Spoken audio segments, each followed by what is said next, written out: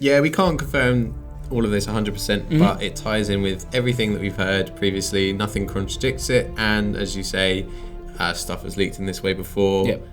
It all looks pretty legit. I mean, you can look at all the word-for-word stuff on the site itself. It's basically a marketing survey that potentially a marketing survey that's leaked, and it's asking questions or just setting up certain parts of the game to allow whoever's answering this survey to say whether or not they like the sound of it. Yeah, it's producing sort of paragraphs on various features that the game has and asking people to rate them. Presumably, the ones that will be rated highest will be the ones that are probably featured in the trailer at E3 and then maybe on the back of the box. Sure. So some of the big stuff, right? Let's start with playable character. Sounds like it's someone called a Pathfinder, which is kind of an explorer / colonist. Is that the best way to describe it? Like Pathfinder is their job. They're not called a Pathfinder. Oh no, unfortunately. Although I guess or maybe could. he is. Yeah. I mean, depending on whether you can change the name of the character. Yeah, it looks like an explorer. BioWare have really emphasised that this is going to go back to the Mass Effect 1 kind of feeling of uncharted worlds and being able to go around the galaxy and really just pick a planet, land, see what's there, explore, mine resources. There will be a larger story as well, but I think rather than focusing in on a huge galaxy span and conflict, which is what the original Mass Effect trilogy ended up being, this is going to be much more you wandering around open areas and kind of almost creating a bit of a story for yourself. Speaking of the story, obviously Mass Effect 3 ended potentially in some rather different ways, depending on how you or maybe not so different. A red way, a green way, and a blue way. But those decisions will have impacted that galaxy in a pretty major fashion. Yeah. So how is Mass Effect 4 going to bring that into its storyline? Because it's set after. You'll be pleased to know that they have sat down and come up with a great way of explaining how all of this will work. Because it sounds difficult. That is ignoring it completely and putting it in the Andromeda Galaxy instead of the Milky Way. Who knows how people have got there? Yep. Presumably we'll find out at some point. So the quote from the survey is that this takes place in something called the Helios cluster. Yep. Which is far removed by time and space from Commander Shepard's heroic acts and the final events of the Mass Effect trilogy. In other words, we won't don't worry about it too much. Yeah, all of that stuff. Yeah, if you chose the green ending and everyone ended up with like glowing eyes, that won't happen here because these guys have gone off and they're somewhere else. And that is, in some ways, disappointing, I guess, because I think we're all quite invested in the Mass Effect storyline, but it's very understandable, isn't it? You know what? I think everything that BioWare has said post Mass Effect 3.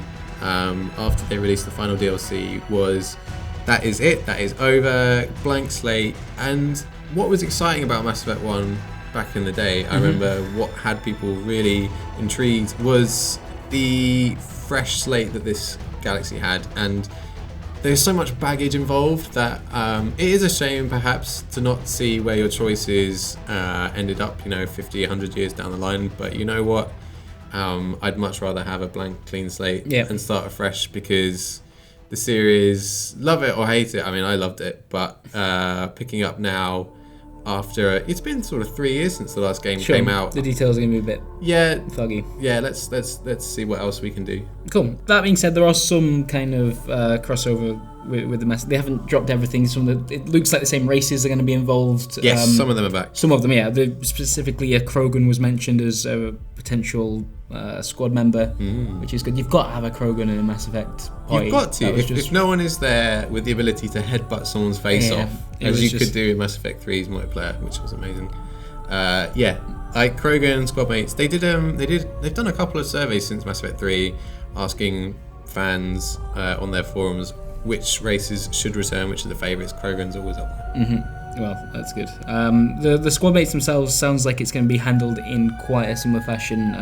Perhaps not quite as many as some of the past Mass Effect games. Yeah, I think there was 7 listed, or mention of 7, and that fits with what BioWare have said about limiting party size but focusing more on the characters themselves. So fewer in number but richer in detail. I think that makes sense. It's difficult, isn't it? Because by the time you get to the end of a Mass Effect game, you often have these a few favourites that you will have kept around, or at least that's how I play it. Yeah, and then there's James Vega down in the basement. Yeah, and you're like, oh shit, I better go and do his storyline before this final mission. Yeah, it's the same with every single BioWare game is the same, and it's the same with Dragon Age Inquisition as well. And in fact, one of the things which makes me believe this marketing survey so much is how much of a BioWare game it sounds. Yeah. So yeah, you can see elements from earlier Mass Effect games, earlier Dragon Age games. Inquisition, it seems like, is a big influence as well. Yeah, let's talk about that actually, because I think you mentioned in your article one thing in particular, like they're almost mirroring how the war table works in Inquisition, so how you spend resources and do things without actually going there yourself, maybe like hiring mercenaries to act on your behalf. Yeah, you can see straight away how that would fit the Mass Effect universe, and again, it's a very BioWare trope of, you do your stuff, but at the same time you're operating like another meta game on top, which is sort of a larger influence spanning thing, which allows you to interact with the rest of the galaxy and make your character a much more powerful character than just someone who's poking around some planets and digging up some iridium. They kind of approached that a little bit maybe in Mass Effect 3 when you had a war table of your own, but that was more just kind of showing your progress so far and who you'd kind of recruited and who your allies were. Yeah. And, a particular number that you needed to get to for a nice ending. Yeah. But yeah, it would be surprising if they didn't take some of the new elements they've taken from they've introduced with Inquisition here. Sure. They've said that Inquisition's development has influenced Mass Effect, and it's interesting that Inquisition was the first BioWare game to be on Frostbite. All of their new games are going to be on Frostbite, and they have turned this FPS engine, which was originally for Battlefield, into an RPG engine, and yeah, it's not surprising that elements are shared. So I guess one thing I'm maybe a little bit concerned about with that is that there's definitely an indication that there are going to be lots of planets to search through, and lots of scope for exploration, which sounds great on one hand, but also, how detailed can those areas end up being, I guess, is what we're going to have to wait and find out. Yeah, I would be very surprised. So they mentioned 100 planets to explore. That sounds like a lot of planets. It's a huge amount, and if anyone has played Inquisition, especially the later stages, the later areas in that game are much more sparse. They're more about just getting there and picking up resources and leaving, rather than the earlier ones, which are much more detailed. And you can see how it might fall into kind of a No Man's Sky scenario where you've got an infinite number of choices, or near infinite, but what is actually there, the amount of content there is replicated, or it's just like made by an algorithm. It's that said, they list a whole number of activities and stuff to do, and you can see that even though things might be created by algorithm, they can then go in and add stuff in, and a lot of the stuff presumably will be fairly optional. A big part of that sounds like the Mako is back for which is the ground vehicle from the original Mass Effect. Was that the only Mass Effect it was in?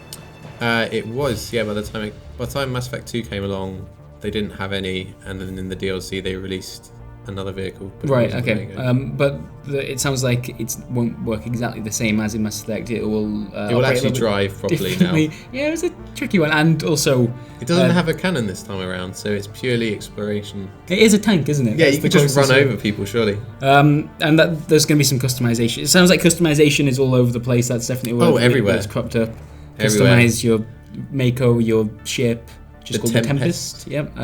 Your armor, your squad mates. Just customize whatever you like. People are big into customization. You can take pictures. Can you really? Yeah. Oh god, that's actually quite exciting. Stick them up around your walls. And what else was there that we kind of got mentioned of? Multiplayer's returning.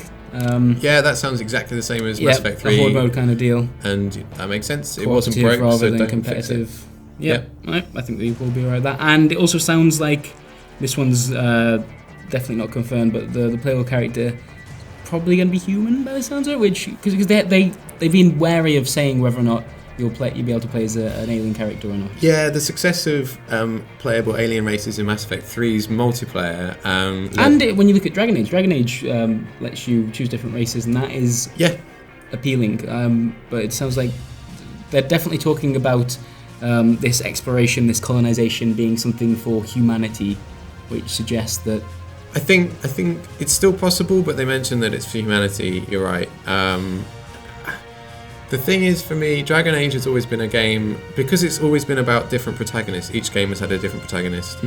It's more about the world and how each player character affects that world, and it's like a much smaller sort of timescale, whereas Mass Effect 3, 2 and 1 were always one character's journey. Yep. And that was much more of a sort of messianic character coming in to save the universe.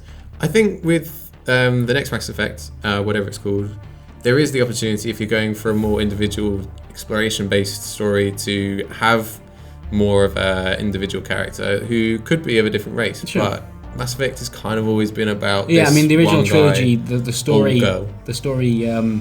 You know, a huge part of that is that it's a human character, and that he's or she is representing their race at the beginning as a Spectre, and very much leading it by the end.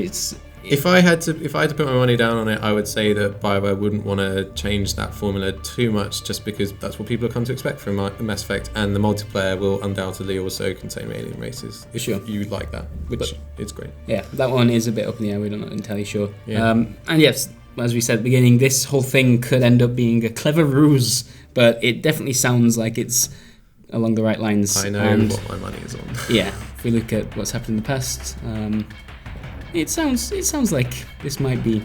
It sounds interesting. I mean, the two new alien races. Yes. That also ties in with what we know previously. A sort of guardian-like ancient race, kind of like the Protheans, and then a more antagonistic race. Fits with what we've seen previously too.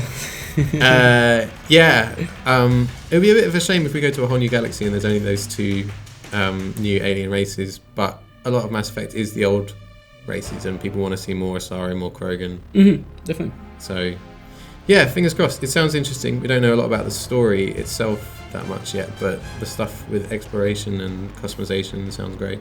Fair enough. Well, I guess we'll see what happens. This is unlikely to be confirmed at all, right, until later down the line. BioWare probably will not mention anything about this, but I would be very surprised if a lot of this isn't proved true at E3 in just over a month's time. Cool. If you want to go and check out the details, the article has kind of broken down each part of the survey, and Tom's kind of cross-referenced it with other things that we already know, because he's a huge Mass Effect nerd. This is true. And that's what he does. And it's worth a read if you're into details and that, which you are, because you've listened to the end of this video. You're into details. Okay, cool. Well, thank you for listening, and goodbye. Bye.